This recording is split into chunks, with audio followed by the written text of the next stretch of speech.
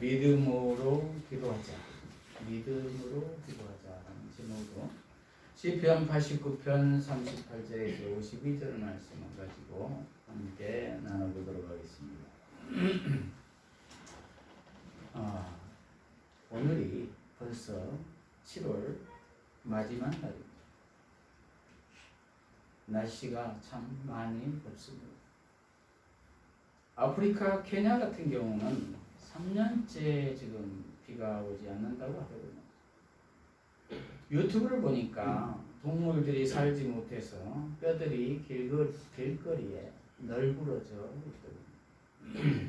그리고 온도를 실험해 보는데 45도가 되니까 시멘트 바닥에 물을 부으니 흰 연기가 되면서 바로 기화해 버리더군요. 그리고 빙하가 계속 녹고 있다고 합니다. 저체의 기근과 전염병과 이상 기후가 관측되고 있습니다. 마지막 때이기는 한 것 같습니다. 깨어 기도해야 될 줄로 믿습니다. 이러한 때에 우리의 기도도 응답이 팍팍 되고 그러면 좋을 텐데 그러지 않게 느끼는 경우가 많습니다. 이렇듯 아무리 기도해도 응답하지 않으시고 잠잠한 것 같은 이 어려운 현실 속에서 우리는 어떠한 마음으로 기도를 해야 할까요? 오늘 본문을 통해서 살펴보도록 하겠습니다. 오늘 시편 89편의 본문의 배경을 보면은 서재에 에스라인 에단의 마스길이라고 쓰여져 있습니다. 이것은 에스라 사람 에단이 썼다는 말이고 마스길이란 배움과 교훈을 위한 묵상시를 뜻합니다. 오늘 본문 89편은 시편 119편과 78편을 잇는 긴 시편입니다. 이 시는 세 단락으로 나누어져 있는데 첫째 단락은 1절에서 18절까지로 찬양시의 양식입니다. 둘째 단락은 19절에서 37절까지로 신타의 양식입니다. 셋째 단락은 28절에서 51절까지로 탄식시의 양식을 갖추었습니다. 쓰여진 시기는 주전 586년 이스라엘 북왕국의 멸망이나 주전 722년 남유다의 멸망 직후로 추측합니다. 그러나 다윗 왕조의 몰락뿐 아니라 영원한 통치도 약속하기 때문에 특정 시점을 단정하기는 어렵습니다. 오늘 본문은 이 시의 결론부로서 탄식시의 전형을 보여주고 있습니다. 그런데 처음 수로는 오늘 본문과는 사뭇 다릅니다. 하나님의 우주적 왕권과 다윗 언약에 대한 하나님의 성실하심과 인자하심에 대한 찬양이었습니다. 그리고 두 번째는 하나님의 신탁에 대한 다윗 왕권의 정당성에 대해서 신뢰를 고백했습니다. 그런데 오늘 본문 결론부에서는 마지막을 왜 이렇게 탄식으로 마무리하고 있을 것일까요? 그것은 아무리 하나님의 언약으로 인해 신탁을 받았다고 할지라도 정당성이 있다고 할지라도 하나님에 대한 믿음이 좋은 사람이나 국가라고 할지라도 그리고 선택된 백성들이라고 할지라도 이렇듯 불순종의 삶을 살면 마지막을 처절한 탄식으로 마무리를 할 수가 있다는 것입니다.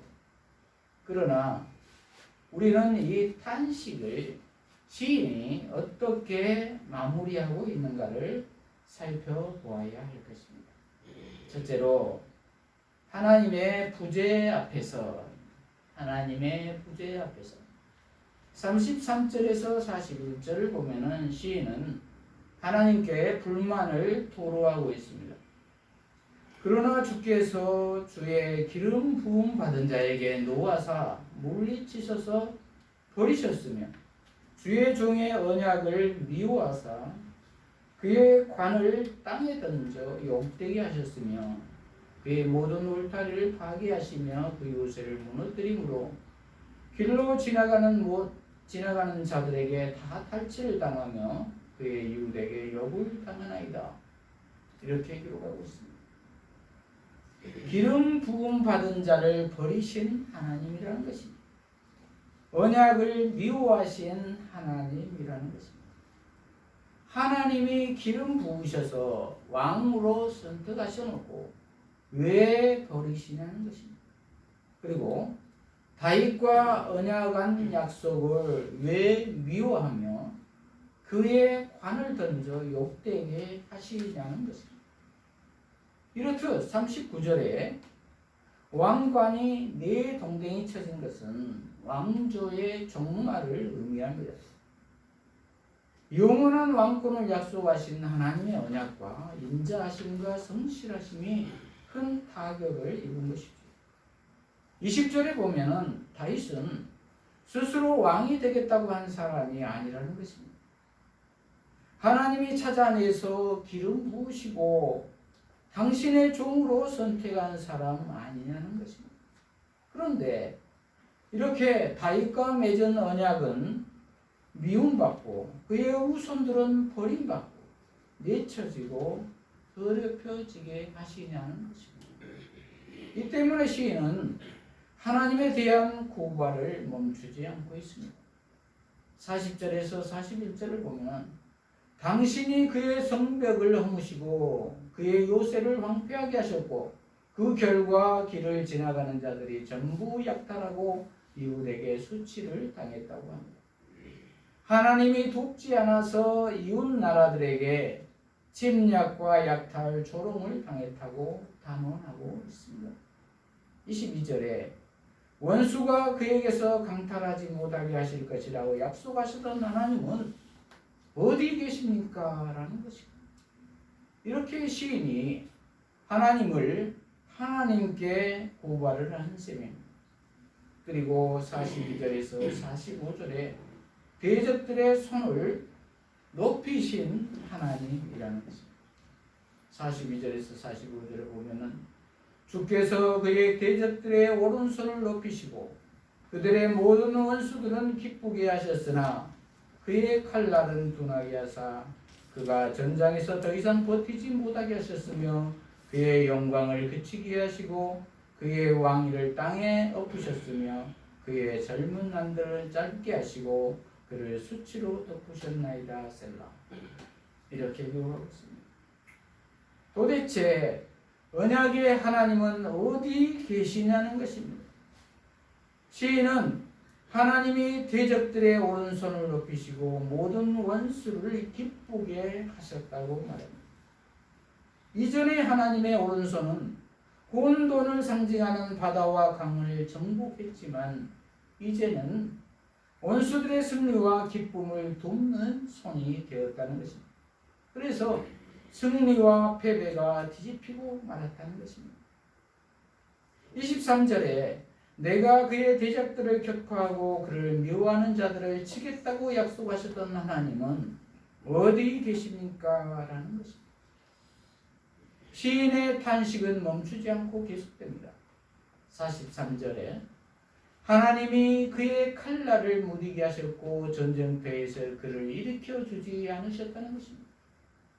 전쟁터에서 칼날이 무뎌지는 것은 패배와 죽음을 뜻합니다. 이렇듯 다윗 왕의 퇴행하는 군사력은 더 깊고 슬픈 위기감으로 치닫습니다. 44절에 보면 시인은 하나님을 향해 하나님이 그의 영광을 끝나게 하시고 그의 왕위를 땅에 던져버리셨다고 호소하고 있습니다. 다윗 왕조의 위엄이 완전히 꺾인 것이나 다름없다는 것입니다. 이제 왕의 목숨마저도 위태롭게 되었다는 것입니다. 45절 하나님이 그의 젊은 날들을 짧게 하시고 그를 수치로 덮으셨다는 것입니다. 27절에 지상의 왕들 중 최고였던 다윗이 더 이상 버티지 못하고 수치를 뒤집어 쓰게 되었다는 것입니다. 하나님은 자신이 선택한 종의 영광을 빼앗으셨고 제대로 꽃을 피우지도 못하고 왕조는 끝이 나고 말았다는 것입니다. 기세에 등등한 원수들에 의해 왕조의 영광은 치욕을 당했다는 것입니다. 이러한 상태에서 시인은 고백합니다. 이 상처를 하나님은 어떻게 해결하실 겁니까?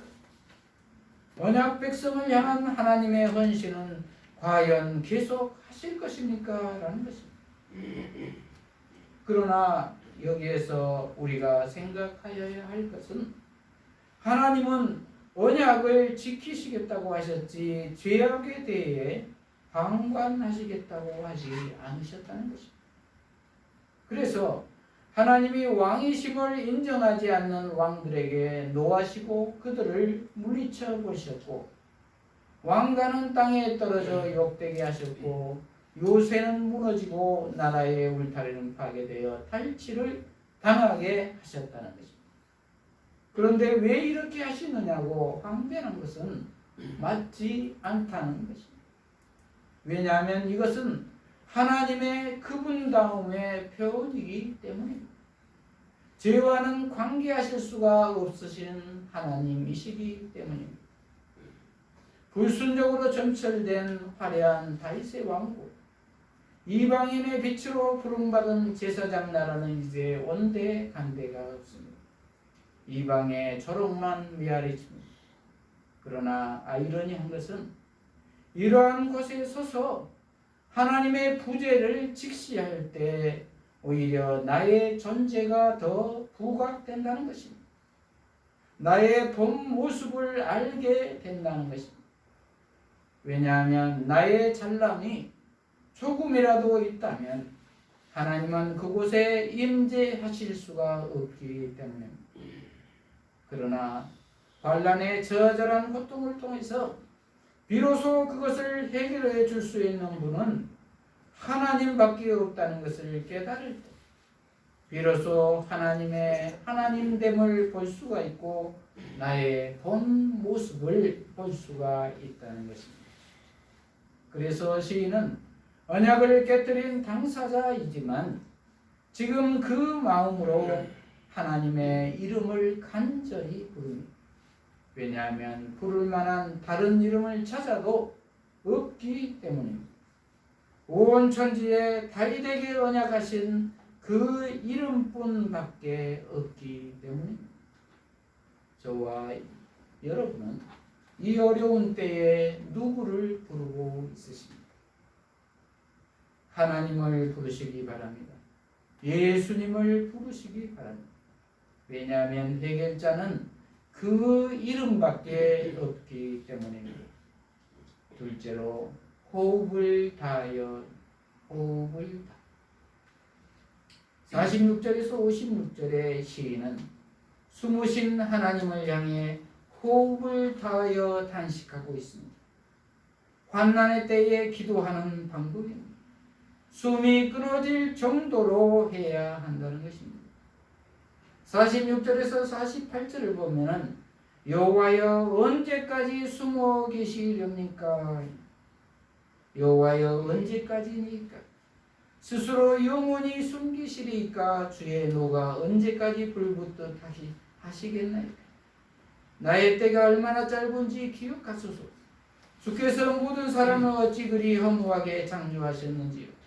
누가 살아서 죽음을 보지 아니하고 자기의 영혼을 수월의 권세에서 건지리까 셀라. 이렇게 기록하고 있습니다.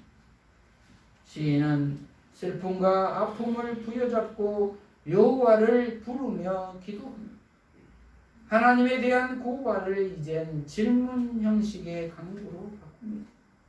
46절을 보면 여호와여 언제까지입니까? 당신은 계속해서 숨어 계실 겁니까? 이렇게 질문합니다. 시인은 이 모든 슬픔이 하나님의 숨어 계심, 곧 하나님의 부재 때문이라고 생각하고 있습니다. 숨어 계심은 곧 하나님의 분노 때문이라고 여기며 이렇게 말합니다.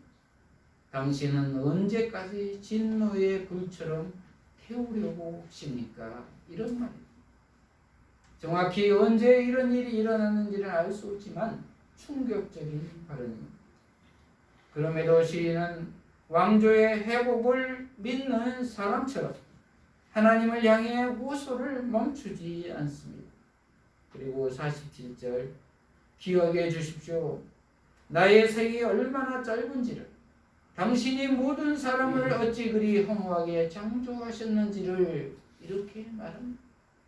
이것은 시인의 짧은 생애 동안 하나님이 진노를 거두시고 회복해 주시기를 소원하는 간절함의 표시입니다. 영원하신 하나님께서 순간을 사는 짧은 인생을 생각해 달라는 간청입니다. 이렇게 요청할 수 있는 것은 하나님이 불같은 분노를 거두실 날이 올 것이라는 기대를 접지 않았기 때문입니다.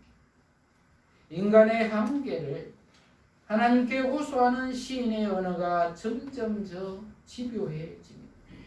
48절에 보면은 어떻게 사람이 살면서 죽음을 보지 않겠습니까? 수월의 산에서 자기 영혼을 누가 건지겠습니까? 이렇게 말하고 있습니다. 수월은 죽음이며 죽은 자들의 세계입니다. 이렇듯 시인은 모든 기대를 산산조각 내신 하나님을 향해 수사적 질문으로 인생의 허약성과 짧음을 강조하며 다시 생각해 주시기를 요청합니다. 이어서 탄식을 계속합니다. 49절에서 51절까지 당신의 성실하심이 어디 있습니까?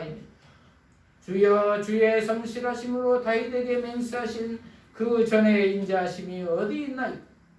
주는 주의 종들이 받은 비방을 기억하소서. 많은 민족의 비방이 내 품에 있사오니 여호와여 이 비방은 주의 원수들이 주의 기름 부음 받은 자의 행동을 비방한 것이로소이다. 이렇게 기록하고 있습니다. 49절을 보면 시인은 항변하듯 따져 묻습니다. 맨 처음 당신의 인자하심은 어디 있습니까? 나의 주님, 당신이 다윗에게 성실하심으로 응답하신 것 말입니다. 언약에 기초한 하나님의 성품 두 가지, 즉 인자하심과 성실하심을 다시 요청을 합니다. 언약 당사자인 하나님이 몸소 맹세한 약속을 어떻게 파기하실 수 있느냐고 항의합니다. 여기에서 시인은 이 시편에서 처음으로 하나님을 나의 주님, 즉 아도나이라고 부릅니다. 이것은 언약의 주님을 포기하지 않겠다는 의지의 표시입니다. 저와 여러분에게 하나님이신 예수님은 나의 주님이십니까? 그리고 시인은 적극적으로 요청을 합니다. 50절에 보면은 나의 주님, 당신의 종들이 당한 학대를 기억해 주십시오. 많은 민족의 비방이 내 가슴에 사무칩니다. 이렇게 말합니다. 시인은 20절에 당신의 종들과 나의 주님이라는 용어를 사용해 둘의 관계가 분리되거나 훼손될 수 없음을 고소합니다. 그래서 시인은 51절을 보면은 하나님의 종들이 받는 비방이나 불명에 대해 토로합니다. 여호와를 부르며 그분의 원수들이 비방한 것은 그분의 기름 부음 받은 자의 발걸음을 비방한 것이라고 말합니다. 여기에서 행동으로 번역된 히브리어는 문자적으로 발걸음입니다.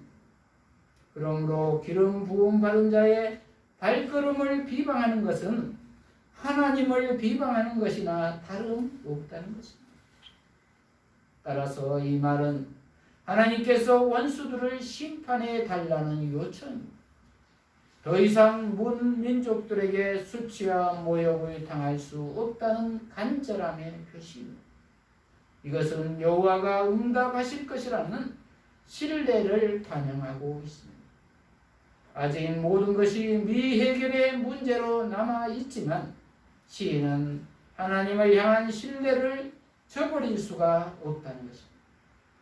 이러한 진지한 그의 갈망은 잊지 않고 기억해 주시기를 하나님께 요청합니다. 아직 최종적인 해결은 없지만 마지막 완결의 순간까지 기다리겠다는 믿음은 이후에 찬양으로 마무리가 됩니다. 지금까지의 단식은 얼핏 들으면 원망 같으나 하나님의 신실한 의에 기댄 자세입니다. 불평이 아니라 인자와 성실을 붙드는 믿음의 항복입니다. 그러므로 절망에 지치지 않고 정직하게 속내를 토로하는 것은 하나님이 받으시는 진실한 기도라고 할 수가 있습니다. 그리하면 엎드린 바닥에서 흔들리지 않는 반석이신 분을 맞이하게 될 것입니다. 셋째로 언약을 기억하며 마지막 52절입니다. 하나님을 찬송함으로 마무리합니다. 여호와를 영원히 찬송할지어다. 아멘 아멘. 이렇게 기록하고 있습니다. 아멘 아멘은 그렇게 될 줄로 믿습니다라는 말입니다. 마지막 시행은 3부로 구성된 89편의 찬양, 신탁, 단식을 마무리하는 것이면서 시편 3권 73장에서 73편에서 89편까지를 끝맺는 송영입니다. 1권과 2권을 여호와를 찬송할지어다 아멘으로 마친 것처럼 3권도 송영으로 끝납니다. 89편의 결론부에 해당하는 오늘 본문 39절에서 52절은 이해할 수 없는 하나님의 행동 방식에 대한 단식이었습니다. 왜 하나님은 언약 맹세를 파기하고 언약 의무들을 거부하셨는가에 대한 사색의 시간을 제공하고 있습니다. 그리고 전통과 현실 사이의 간격과 그 기쁨을 묵상하면서 하나님께 현실의 고통과 언약을 기억해 주시기를 촉구하는 목소리도 강렬하게 나타납니다. 이 시편은 어떤 해결책도 없이 긴 기다림과 함께 하나님을 찬양하는 것으로 마무리됩니다. 시인의 탄식과 질문과 간구는 자기 백성의 아픔과 고통의 이야기를 듣고 계시는 하나님을 향한 기대며 우리도 그 구원 역사의 대열에 참여하는 순례자가 된다는 것입니다. 그러므로 우리는 아골골짜기를 소망의 문 삼으시는 하나님이시니 그리고 모든 상황 속에서 찬양을 받으시기에 합당한 분이시니 언약이 끝장나버린 순간에도 유일한 구원이 되시는 주님께 나아가 찬송하는 것이 예배자의 합당한 자세일 것입니다. 그 찬송은 나의 의가 아닌 그의 인자와 성실 때문에 찬송을 하는 것이겠죠. 말씀을 마무리합니다. 저와 여러분은 믿음으로 기도하십니까? 아니면 푸념을 하십니까? 믿음으로 기도해야 될 줄로 믿습니다. 우리 모두는 현실의 암담함으로 인하여 때때로 하나님이 안 계신 것처럼 여겨지거나 응답을 하지 않으신 것 같은 느낌이 들 수도 있습니다. 그러나 그것은 허상이며 그 어려움 속에서 여전히 하나님은 살아계십니다. 오히려 나 자신을 부각하여 더 깨닫게 하십니다. 그리고 합력하여 선을 이루십니다. 그러므로 우리 모두는 아무리 미래가 보이지 않고 영적 기반이 다 무너진 듯 해도 주님의 인자와 성실에 기대어 호흡을 다하여 기도해야 할 것입니다. 우리는 연약하나 주님은 의로우시고 언약을 보존하시는 분이시기에 담대하고 진실하게 보좌 앞으로 나아가야 할 것입니다. 그러므로 절망의 바닥에서도 요동치 않는 반석이신 주님을 기억하고 바라보는 저와 여러분이 되시기를 축복합니다. 기도하십시오.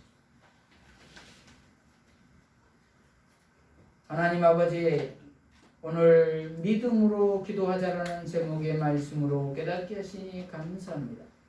우리 모두가 현실의 어려움으로 인하여 때로는 하나님이 안 계신 것처럼 느껴지고 기도에도 응답하지 않으실 것 같은 생각이 들지라도 그것은 허상이며 실상은 하나님은 여전히 살아계시며 오히려 그 고난을 통하여 자신을 정확히 깨닫게 하셔서 합력하여 선을 이루시는 하나님이시다는 것을 믿게 하여 주시옵소서.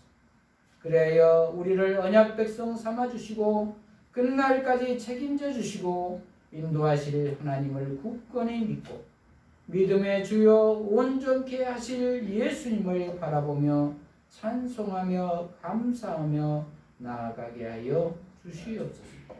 예수님 이름으로 기도합니다. 아멘.